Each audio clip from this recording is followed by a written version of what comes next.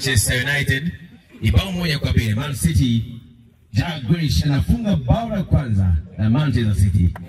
Haya katika mpira kati tukutana Ike Gundogan. Tuweka pasi kwa handi kwa Musa Shakari Mahrez, l'international algérien. Tuweka pasi kwa Jack Grealish.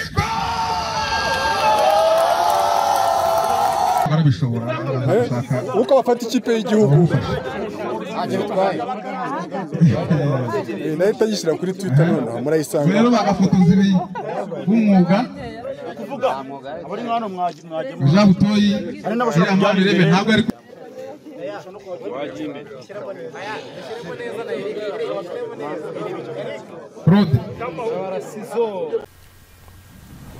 MC Madizoni niko nitwa niyo mazina yanjye MC Madizoni.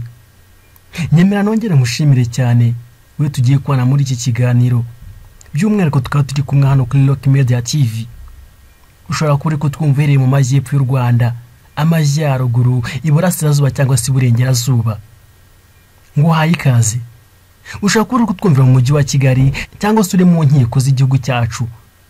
Ndavuga hakurya y'igihugu cy'u Rwanda, abari muri Repubulika ya Demokarasi ya Kongo, abari Burundi, Tanzania, Kenya cyangwa se n'abari Bota Masimbi. Ndavuga kuri Leta Zunze Ubumwe za Amerika. Mwese reka mbahereze ikaze. Kuri wa gatatu tariki 14 z'ukwezi kwa mbere 2023, abanyamakuru ba siporo hano mu Rwanda aho bari mu itsinda rya AG Sport baje kuba bakorana umukino ukomeye cyane, umukino wa gishuti umupira w'amaguru waje kubahuza n'akarere ka Gicumbi. Ikipe y'akarere ka Gicumbi yari yiganjemo ubuyobozi bw'akarere ka Gicumbi, tutibagiye umumeya w'akarere ka Gicumbi Abonima Emmanuel baje guhurira mu mukino waje kubahuza. Byaje kurangira akarere ka Gicumbi gatsinze AG Sport igitego kimwe. Reka nkwibutse ko umuyobozi wa AG Sport niwo bita Jean Butoyi, mu gihe iyi tsinda rya AG Sport rya mu Rwanda ryaje gushingwa n'uwo bita Karekezi wakomokaga mu karere ka Gicumbi, nawe yari umunyamakuru. Umuyobozi wa PSF mu karere ka Gicumbi ushinzwe ubuhinzi n'ubworozi nabo bari muri ibi birori. Byaje kurangira rwose baje kwerekeza mu kwiyakira ndetse bajyana ibiganiro nyungurana bitekerezo. Abayobozi basabana n'abanyamakuru bibumbiye mu itsinda rya AG Sport. Ngenda cyari MC Madizoni. Manchester United ni bao moja kwa bila. Man City, Jack Grealish anafunga bao la kwanza na Manchester City. Haya katika mpira kati tukutana Ike Gundogan. Tuweka pasi kwa handi kwa Musa Shakari Mahrez, l'international algérien.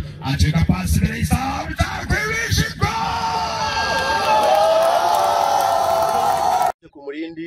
Umurindi w'intwari dufite uruganda rwegura abaturage dushima, narwo baduhaye package ku buryo mubonamo nk'ebyiri zirenga. Aya mayawurute n'ibindi mubonamo hano bikorwa n'umufatanyabikorwa bita Milton Brest Dairies, ariko tukajya n'izindi nganda cyangwa abantu bakora ibindi bikomoka ku mata bita nka Yakibu n'abandi. Kano kawunga gakorwa n'abahinzi b'icyayi ba Cote FM. Ni udupaki tw'ibiro 5 buri wese tukabone, cyangwa se muraza kumva ibyiza dufite. Rero twashatse kwigura gutyo kugira ngo twumve ibyiza biri Gicumbi. Ntacyo twaguze, turashima rero n'abafatanyabikorwa babiduhaye ngo tubahe nk'impano. bamwita mugaragu, bamwita Anta, ariko udafite imbaraga ntabwo arabishobora. uko bafata ikipe y'igihugu nahita yishyira kuri Twitter none murayisanga rero bagafotoza ibi b'umwuga Jean Butoyi Amandrebe ntabwo ari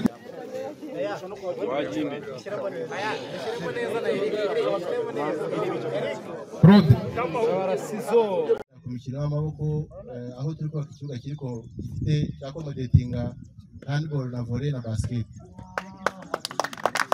Kandi tukacyubaka, turifuza kucyubaka ku buryo bugezweho, ku buryo product ya nyuma yacyo izaba ari umunazi kizaba gisakaye.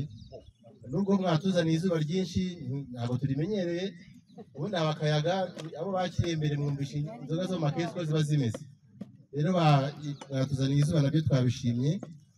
hari ikijyanye n'ikibuga hariya kuri stade no mu cyumweru gishize na appointment na minisita w'ubutegetsi bw'igihugu dukora ubuvugizi mu kintu ngenda naho mvuga hose ni stade. Dufite amakipe twahavuye inyemera zisigara zikina ni za kabiri, ubushize baragije n'undi karasoma ari aba kabiri. Dufite Gicumbi FC twakoze commitment y'uko igomba kugaruka mu cyiciro cya mbere, ariko natwe twabonye ko tujya mu kibuga tugakina. N'impamvu hari nkanye nitwaye neza cyane, arimo abisha umuti n'abazi basigara tukinegura, ariko mwababonye namwe. Ariko ndagira ngo yaba twese yaba abajyanama nshaka uburyo twahera kubyo natwe bigaragaza ubushake bwacu. Nagize indoto no kumva yuko nzakora ubuvugizi niba tugatangira kuri ya tele sintetike yacu, niyo twayishyiramo n'abandi batangira kubona ko abantu bafite ubushake. Numvisha ariho yerekezaga kuvuga ngo dushyiremo ubushake bwacu bugaragare n'abandi bazaza nawe mwabona muhere. Ikindi nuko tuzakomeza gushyigikira amakipe rero nk'uko bisanzwe. Muri Siroga dufite yitwa mu muturanyi, ngira ngo ugiye tugeraneyo, dufite nyinshi zitandukanye, ariko nyine nifuje yuko bagenzi banjye banyemerera akantu kava mu Gicumbi hari ubuzima, dushaka ubundi buryo nako tugashyira muri Siroga dukoresha. Ikintu cyavuye aha ngaha rwose iyi Siroga iratangira ikwirakwire mu byo dukoresha.